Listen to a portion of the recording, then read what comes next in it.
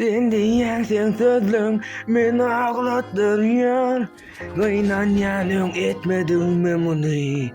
Daştuğruna seyret al. Şu zatları men yasan dostlar var. Arzu var. Hemme zat edip men otiyan. Bu men öyüm kanunum, men zatlım otağım. Ve inger ve de sendine yumup seyredip belyen. Sen samsın oturlan üstünlüğünü yitiren. Men seni otup elim güçlü delekenin yadından çıkarma. Sen men yüzümde İzlesen açıp görür kömür etmez yadından çıkarma. Mezar şeylen gerektin ben bir dönem için.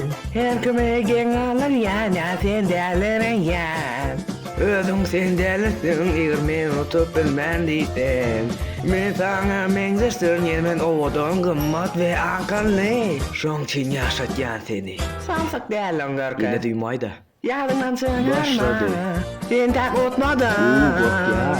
Men sana hemişe gerektim. Doğrudan şeyledin yakbi. Nemin başnak sen kovuryan oyuncağım. Beyik alt yettime sen uçurdum. Radyodan bolsa da şov devam et yer. Ve şovun sen kıynanyan sen gitme de ne? Kaçan çıkış yanı? Ne, yalan mı? Ve video alıp bolýarmy?